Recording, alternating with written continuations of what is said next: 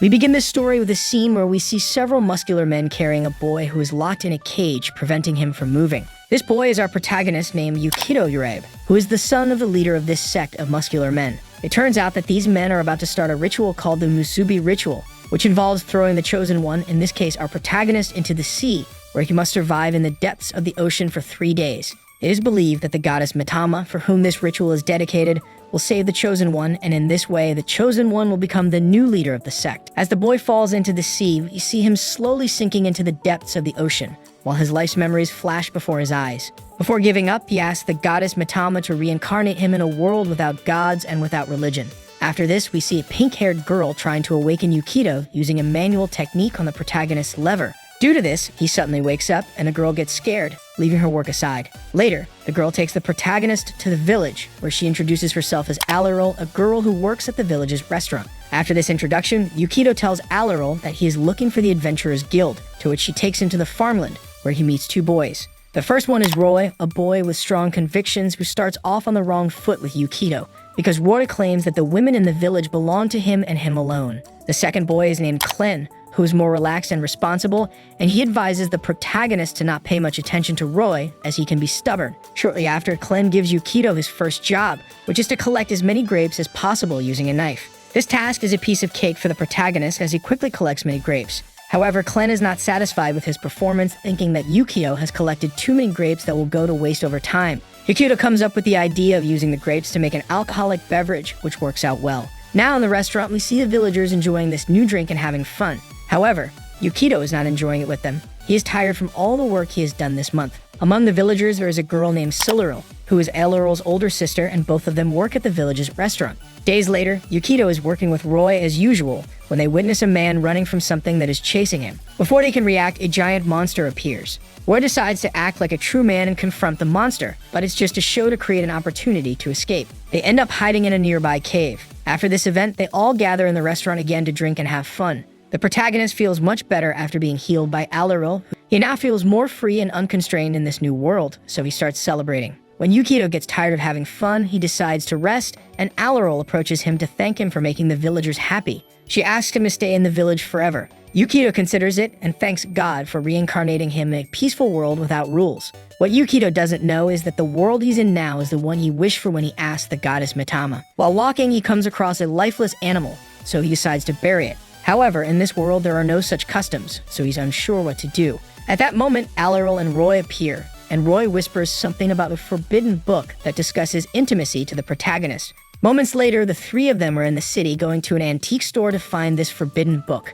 Once they reach the store, Yukito finds the book and opens it, realizing that it's not anything extraordinary. He even compares it to Renaissance art. They grab some other books of the same kind and leave the store. On the way back to the village, the protagonist witnesses a disturbing act as he sees some people taking their own lives under the orders of the higher authorities. This deeply affects him, as he fears this could happen to his new friends. However, they reassure him that the people in the village are treated differently from those in the city, ending the difficult conversation.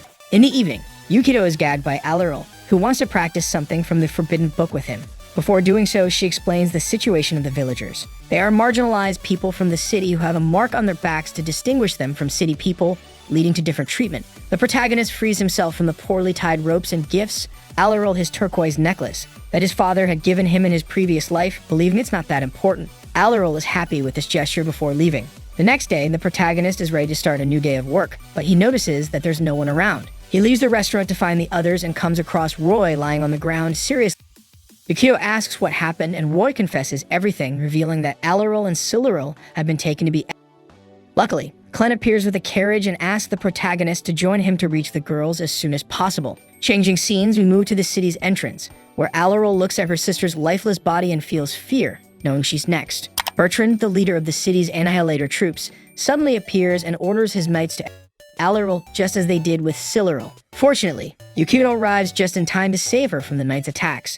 He manages to save her temporarily, but is eventually Bertrand, who uses his sword to pierce him. Bertrand also decides to eliminate Alaral, who is killed in front of our protagonist. It appears to be the end for Yukito. Like he begs the goddess Mitama to save him and his friends. He uses the turquoise necklace he had given Alirol the day before to make his plea. As a result, the necklace rises into the sky, causing the gloomy, rainy weather to change into a warm and pleasant one. From the sky, a girl with the appearance of a young child, who is none other than the goddess Mitama, descends. She lands on the ground and approaches Yukido, realizing that he is lifeless. In a capricious and manner, she decides to eliminate those who did this to him, including Bertrand and his knights. In the end, both the protagonist and the sisters are revived, and Mitama introduces herself to Yukido as his goddess. Once Mitama presents herself to the protagonist and his friends, they are momentarily bewildered as they don't understand how they could have returned to life. Back in the village, Yukido's friends, along with other villagers, reunite with their loved ones and collectively decide to hold a feast to celebrate their return to the village.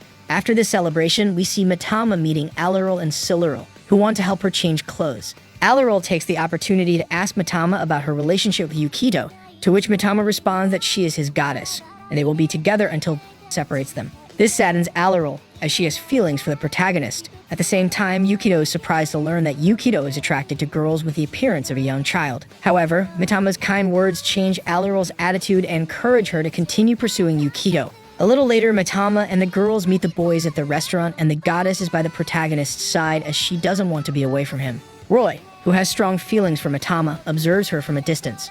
Roy tries to flirt with Mitama, but she rejects him, humiliating him in front of everyone. Mitama then attempts to demonstrate her goddess powers to the protagonist, but can only manage to move a glass of wine, disappointing him as he expected her powers to be greater. It's explained that Mitama's power comes from the number of believers she has, and in this world without gods or religion, she has no power. As a result, Yukido decides to make the villagers believe in Mitama. They start with Roy, who they convince easily because, strangely, he's in love with Mitama. So for a couple of days, the three of them head to the town's center to demonstrate the miracles that the goddess Mitama can perform, but they end up embarrassing themselves on each occasion. After these events, Yukido doesn't know what else to do to make people believe in Mitama. He considers giving up, but just then, Alirol and Silirol appear carrying their pet Chilchil, who is seriously ill. Yukido suggests that the girls try to medicate Chilchil to help her recover. However, they explain that they don't have any medication because the city's authorities have a rule that non-human living beings should not be treated as such. So Yukido and Mitama set out to search for medicinal plants, eventually finding one and returning to prepare it for Chilchil. Although it seemed like Chilchil would improve at first, she ends up spitting out the medicine and stops breathing, marking the end of her life in this world. Yukido and the girls can't help but feel saddened. Mitama, using all her power from her soul believer, Roy, performs a miracle and revives Chilchil, bringing joy to the girls. This action increases her number of believers from 1 to 3. Because of this, Mitama begins to gain more power and recovers all the energy she spent to resurrect Chilchil. Afterward, she challenges Alirol to make another miracle request to demonstrate her power as a goddess. Everyone goes outside, and Alirol asks Mitama for her wish, which is to revive all the knights who were eliminated, including Bertrand. Although Yukido initially thinks it's a bad idea, he is eventually convinced by Silirol's words. With everything prepared and a decision made, Mitama uses her power to revive all the knights, successfully bringing each of them back to life. However, something went wrong as we see that Bertrand has been resurrected with a different appearance. He is now a woman. As a result, Bertrand runs away and heads to the forest because she doesn't want others to see her in the state she's in.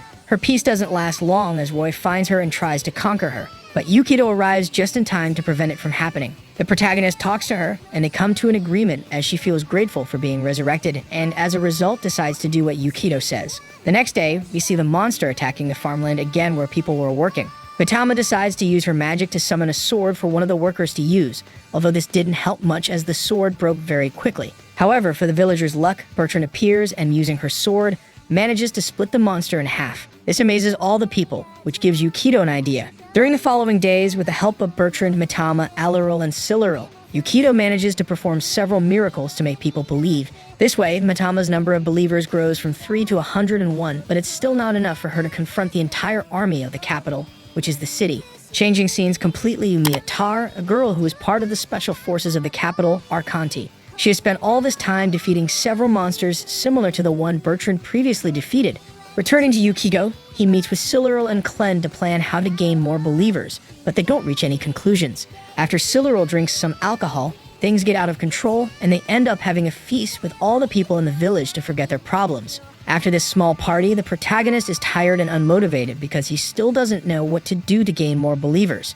Just then, Silirol arrives, and without saying much, she manages to inspire Yukido with a great idea, thanks to remembering the advice his father had given him in his previous life. As a result, a whole month passes, during which the people of the village are now more updated with their work and production, to the point where it no longer seems like a rural village. To make matters more interesting, all of this is observed by Atar, who, after defeating Bertrand and planning to take her to the capital, sees this in the village she thought was marginalized.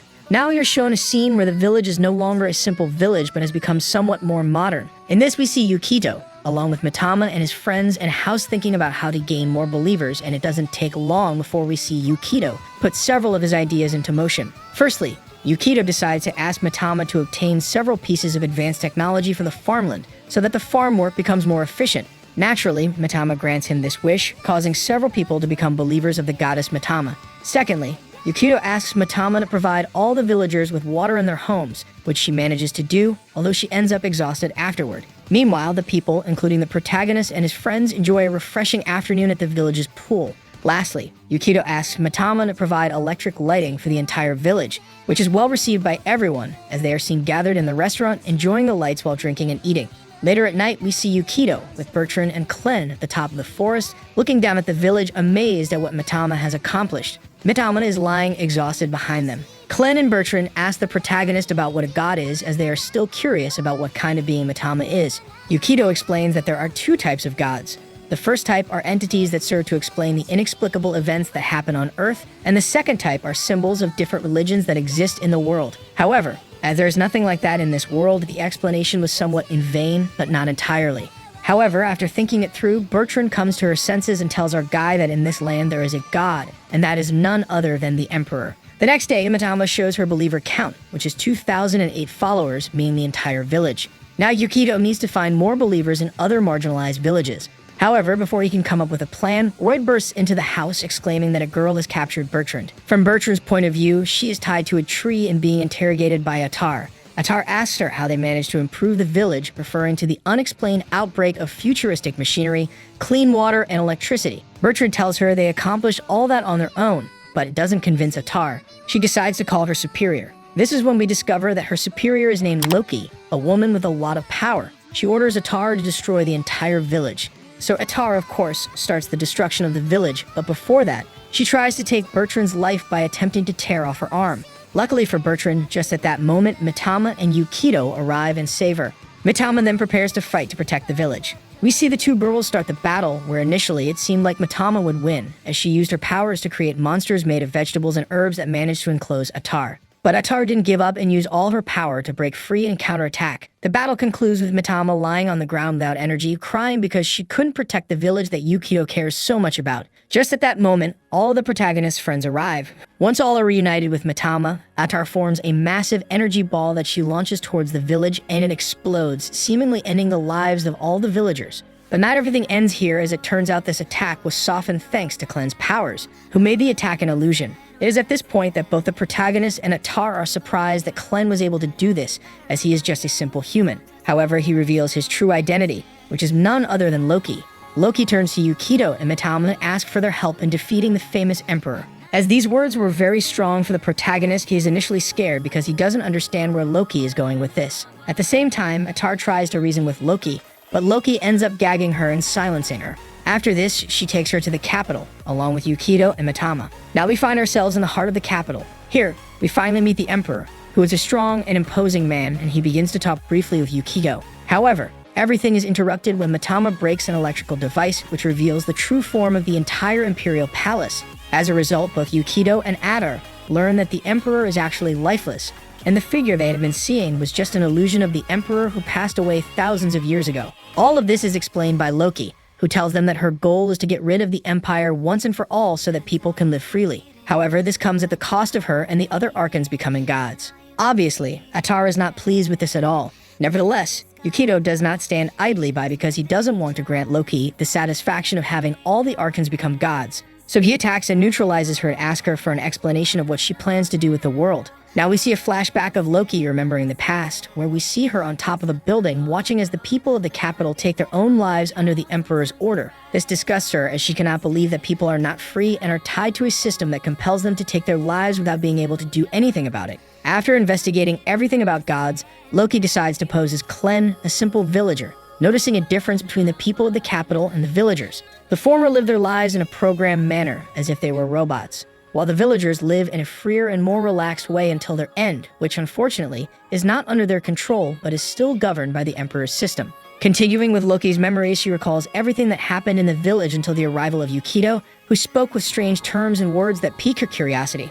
After spending a lot of time around him, she realized that the protagonist could help her summon the only real goddess up to that point, Mitama.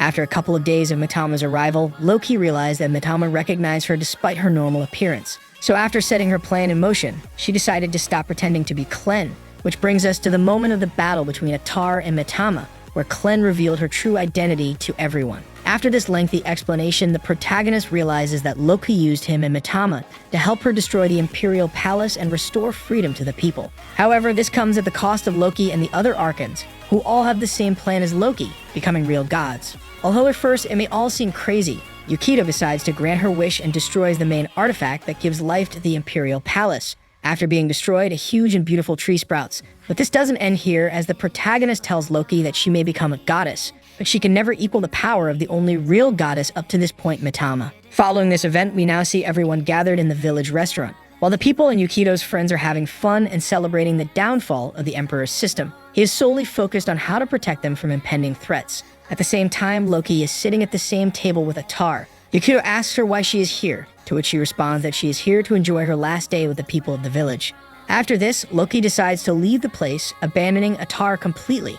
As night falls, Loki heads to the capital. Suddenly, she is intercepted by Bertrand, who is ready to fight her as he sees her as a threat to the people of the capital. An unexpected turn of events occurs when Loki uses her powers to deceive Bertrand into believing that he has turned into a man again. Bertrand is initially pleased, but then realizes that it was all just an illusion by Loki. Before proceeding with their fight, he decides to accompany her to the capital, which Loki accepts without resistance. Returning to Yukido, he is left in charge of taking care of Atar, who has been without energy and hasn't moved a finger all day. However, when Yukido approaches her, Atar begins to shout at him, saying that thanks to him, her life no longer has any meaning. She sheds some tears that make Yukido feel sorry for her, prompting him to help. To make her even happier, the protagonist feeds her some ice cream, which is observed by Alirol, who can't help but think that Yukido likes girls who appear to be young.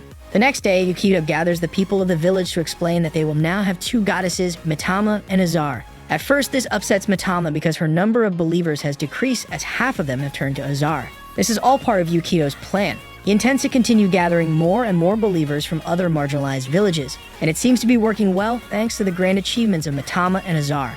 A little later, Yukido and his friends are gathered in the restaurant, celebrating the fact that they have gained a significant number of new believers. In the midst of enjoying some meals, Yukido tells the others that they need to find Bertrand since it's strange that he has disappeared. But then Siluriel enters the scene and informs the protagonist about something she has been investigating regarding a mysterious goddess. Siluriel has information that a goddess named Dakini has been gaining many followers. This is counterproductive to Yukido's plan, and he asks Atar if she knows anything about this mysterious goddess. She replies that all she knows is that this goddess Dakini is the goddess of love, and with so many believers, she has more power than both Mitama and herself combined. Armed with this information, Yukido takes it upon himself to educate his friends about intimate relationships with the aim of preventing Dakini from leading them into the temptation of love. At nightfall, they all head to the religious group of Dakini. Upon reaching the place, they are greeted by Rish, the subdirector of the House of Love of the goddess Dakini. She guides them to the main room, where the goddess Dakini herself would be. While walking towards the room, several girls compliment Rish, saying that she is a very powerful woman when she wears her glasses, able to satisfy anyone just by looking into their eyes. Upon arriving in the room where Dakini is supposed to be, Risha forces them to separate as they can only enter as couples. Mitama separates from the protagonist to go with Roy to the next room, while Yukido stays with Alirol. After a few seconds, the famous Dakini appears on the scene. First, she greets the protagonist and Alirol, and after Yukido tells her that both he and Alirol want to become her believers, Dakini takes a picture of them both and then leaves. At that moment, both he and Alirol feel a strong attraction toward each other and become very affectionate. This causes concern for Yukido as he realizes that this is due to the great power of Dakini. Nonetheless, the protagonist manages to overcome his impulses and distances himself from Alirol. At that moment, the wall of the room is destroyed because the same thing happened to Mitama and Roy. She had no other choice but to throw him against the wall with all her strength. In the next scene, Dakini meets with Rich to instruct her to take care of the new believers.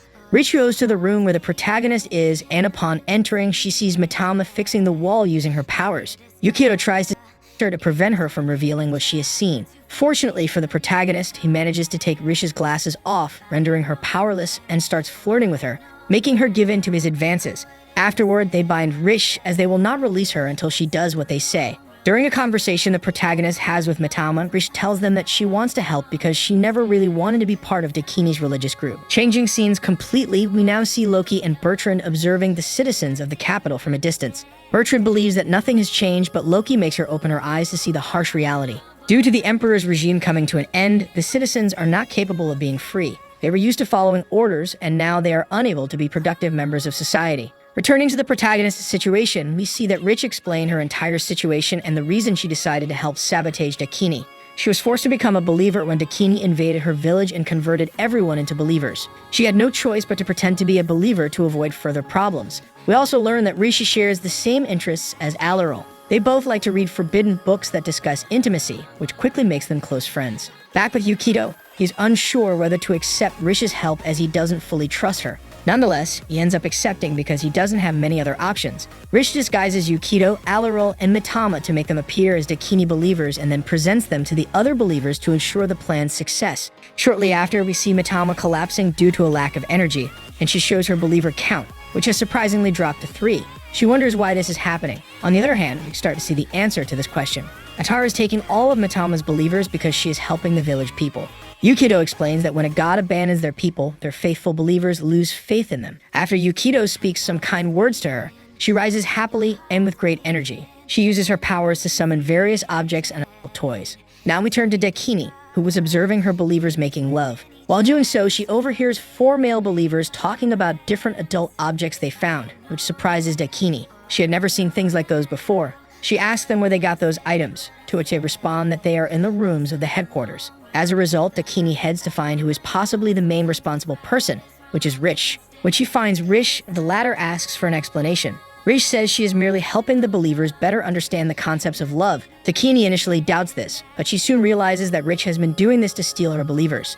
Lately, she has been losing her power, which is why she accuses Rish of being a traitor. For this reason, Dakini orders her who are like her bodyguards to capture the group responsible, which she deduces to be the protagonist's group. They were the last to arrive at the location, and problems started occurring after their arrival. Among the purgers, Roy, who seems to be the leader, is his authority and repeatedly strikes Yukito. Later, on the outskirts of Dakini's House of Love, the 4 of them are imprisoned in the open air, with only their heads sticking out. They are about to be judged by Dakini. She first turns her anger toward Rish, whom she considered her right-hand woman, but who has now become a traitor. As Rish doesn't offer any explanation, Dakini forces her to speak with the help of the Rish starts crying inconsolably in front of all the other believers, begging for Dakini's forgiveness. She says she only wanted to help others and never intended to take Dakini's place. This makes Dakini's believers feel sorry for Rish, causing Dakini to hesitate in making a decision.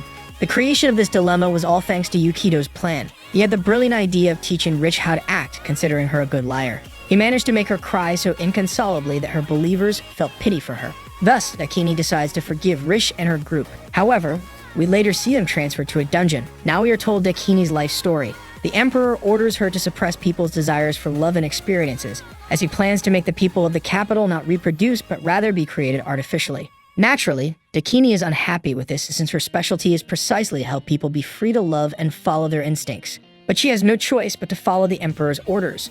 Although she initially succeeds in her task, after a few days, she finds out that people can still reproduce. As a result, she ends up being fired since she couldn't fulfill her job. Just when everything seemed lost, she finds a small girl named Toka under a bridge who is reading a book. After taking a closer look at the book, Dakini realizes that this girl is just like her. Toka and Dakini become very close, sharing many pleasant moments. However, everything ends when Toka is suddenly taken, along with others, to a marginalized village far from the capital. Dakini says her goodbyes from a distance. Time passes and Dakini tries to reunite with Toka, but comes across a terrible scene. She finds the now adult Toka. It's explained that Toka had a romantic relationship with a man, which resulted in her becoming pregnant. When people found out, they decided to take her life because they didn't know how to deal with the situation. Here, Dakini promises Toka that she will do her best to make people capable of love and following their instincts in the future. Returning to the dungeon where Yukito and his friends are, they are about to be attacked by the... Luckily, Attar and Siluril arrive to rescue them. After Attar defeats all the entire group escapes from the dungeon. While escaping, Mitama realizes that Attar has more believers than she does. Initially, she becomes very upset, but she later understands why her believers stopped believing in her. Yukito explains that the people in the village noticed her absence, which forced them to believe in Ozar. Yukito always believed that Atar had more strength and power than Mitama. Once they exit the dungeon, the group reunites with Dakini. However, she attacks them when she notices that Rish has a book that belonged to her late friend Toka. Fortunately, Atar defends Rish and retaliates, forcing Rish and Mitama to escape. Then Dakini talks to Azar and manages to anger her with harsh words. In response, Azar destroys her phone, causing Dakini to transform and reveal her true goddess form. She shows she has over 15,000 believers. On Mitama and Rish's side, Rish tells Mitama that Yukito asked them to leave to continue the other part of the plan, which relies entirely on Mitama. This makes Mitama happy, and she regains energy knowing that the protagonist believes in her. On Yukito's side and the other girls, all of them are eventually hypnotized by Dakini's immense power of love. The girls come close to the protagonist, leaving him with no escape. Fortunately, Mitama saves him, breaking the girl's hypnosis. From a distance, Rish tells Dakini that she plans to start a new religious sect where Mitama will be the goddess. This causes some of Dakini's believers to switch to Mitama's side. Dakini isn't too worried because she still has many more believers than Mitama and Atar combined. However, she suddenly realizes that her powers aren't working. Mitama explains that this is happening because the true goddess Dakini from another astral plane is superior to her. The Dakini on Earth only borrowed her powers, which aren't enough to face the true Dakini. Later, it is revealed that Mitama knelt and asked the real goddess Dakini to stop the powers of the Earth's Dakini for a while. They both continue to fight, but it ends poorly for Dakini since she can't do much due to her lack of power.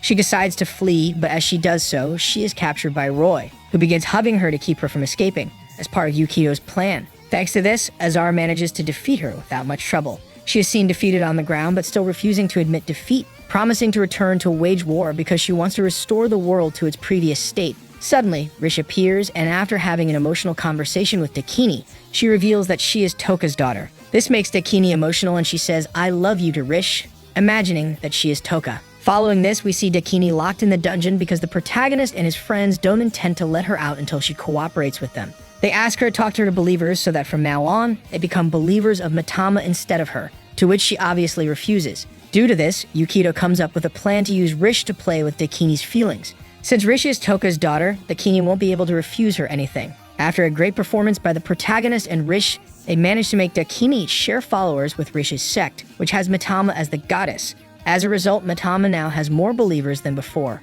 Afterward, the group of friends heads to the village, and while crossing the fields, they encounter several monsters, which Azar and Mitama defeat. Upon arriving in the village, they find that it has been ravaged by these monsters, and the people are missing. After a moment, the villagers appear. They were hiding in a secret bunker as advised by Siluril in case of trouble. Since everything is destroyed, Yukito asks Mitama to use her powers to rebuild the village, but she refuses because she doesn't want to feel exhausted again. However, after being motivated by the villagers, she ends up using her tremendous power and manages to fully restore the village. Following this, everyone begins to celebrate at the restaurant. Suddenly, a villager rushes into the restaurant to inform the protagonist that Roy is in trouble. The monsters have reappeared, and this time they have cornered Roy. Upon reaching the boy, Azar defeats all the monsters. They discover that Roy is holding a small, wounded girl. He attempts to heal her using his methods, but she ends up hitting him. The protagonist sends Azar to approach the girl, and she passionately kisses him, revitalizing him. She explains to everyone who she is and her situation. This little girl is Gaia, one of the main archons, who has the power to create and manipulate monsters. However, because she lacks believers, she cannot control her powers, leading her monsters to destroy Yukito's village and even attack her. For this reason, Gaia asks the protagonist for help. Initially, he isn't inclined to assist her since he has no reason to. But after hearing that she also wants to defeat Loki, he decides to help her. The next day, the entire group heads to the Imperial Palace in the capital. Upon arriving at the entrance, Gaia shows Yukito that they can't proceed further because the place is heavily secured both above and on the surface. Surprisingly, a mysterious guardian appears to confront the protagonist and his friends, but they realize that she is none other than Bertrand. She surrenders and decides to return with them. Before everyone can return to the village, Loki appears to taunt them for a while. As Mitama refuses to remain idle, she tells Loki that she can defeat her because she has many believers. However, Loki reveals that she has even more followers, nearly 1.5 million believers. This leaves everyone except Yukito stunned, who tells her he expected more from her. After these words, the group leaves, leaving Loki shocked by Yukito's narcissistic attitude. Back at the village's restaurant, Bertrand prepares to explain to everyone that Loki is now the new empress of the capital. This is the reason why she has that many believers, because all the people in the capital still believe in the emperor and his regime. This sparks an idea in the protagonist's mind because he notices the mistake Loki just made by becoming the new empress. It turns out that Loki's believers aren't really believers in her. They are believers in the emperor. So Yukito decides to implement his new plan, which consists of creating a band with his friends to play in front of the people of the village. Unfortunately for Yukito, he had forgotten that certain things do not exist in this world, including music. So without wasting much time, he decides to teach his friends everything about music. In this way, we see everyone playing various instruments while others sing. However, Bertrand doesn't do well, as she isn't suited for this. Days pass, and the protagonist band performs at various concerts they set up themselves, all in adoration of Mitama. On Mitama's side, she remains gagged because Yukito doesn't want her to be part of the concert. Nonetheless, she manages to free herself as her power has increased. Thinking her number of believers has also increased, she checks, but she's surprised to find that she still has the same number of believers as before, so she doesn't understand the source of the newfound power. It's here that we learn that music is transcendental, moving people's feelings and staying in their memories. The power that Mitama received comes from the music of the protagonist's band. Changing scenes, we now join Bertrand, who is in the restaurant receiving a scolding from Yukito because she can't do anything right. This leads Bertrand to cry and beg the protagonist to let her stay with them, offering to do whatever he asks in return. She begins to develop feelings for him, but puts them aside when he assigns her a task. Moving on to the next day, we see what task Yukito assigned to Bertrand, which is to keep an eye on Gaia because he doesn't trust her. We learn that Gaia travels from town to town to recruit children and turn them into her believers. Since they are only children, she can easily manipulate them, making them believe she is their mother. She managed to do this with a couple of children whom she keeps captive in a small cabin, far from the towns. As expected, Bertrand reports this to Yukito, who congratulates her and hugs her again, making her feel nervous once more. The following day, the protagonist planned to meet with Dakini, but before she arrives, Bertrand appears and flirts with him. At first, Yukito finds this strange, but he realizes it's Dakini using her love powers on Bertrand and asks her to stop. Once Bertrand is no longer under Dakini's spell, she notices she is dead and rushes out of the place. Now with Dakini and Yukito reunited, he asks for her help to rescue the children from Gaia. Initially, she refuses, but later accepts because Rish requested it. In the following days, Dakini meets the captive children in the cabin and becomes friends with some of them. As the work becomes exhausting for her, later at the restaurant, she tells Yukito that she doesn't want to help anymore. But that's when the protagonist uses a psychological trick to get her help again, blackmailing her by invoking the memory of Toka. She agrees to help save the children, but mentions it's for the children's sake, not his. The fun ends when two slightly older children appear who were the only ones not to approach Dakini, initially because they follow all the orders imposed by Gaia. Dakini is surprised and can't believe what Gaia did to these children. She tries to approach them to convince them to have fun with her and not think about obeying orders, but at that moment, several monsters emerge from the water, surrounding Dakini, the children, and herself. These monsters chase Dakini and the children for quite a while. During this, we're shown a flashback of the past of the two children who summoned the monsters. The children are named Kai and Cyan and were first shown Cyan's past. It turns out that Cyan had a perfectly normal life. She was handed over to some people by the Emperor, who became her parents, and she had a good time with them. However, on an ordinary day, the Emperor's knights burst into their home to take her father away since it was his time to end his life. Cyan tried to defend her father, which made him angry, and he decided to send her to an isolation camp due to her misbehavior. On the carriage ride to the camp, Chaya meets Kai for the first time, who seems to have been through something similar. They quickly get along. Surprisingly, the carriage is attacked by a monster, which after knocking it over, starts taking the lives of everyone on board, leaving only Kai and Cyan alive. These children met Gaia, who rescued them from the monster she created herself, establishing a bond of trust and safety between them and Gaia.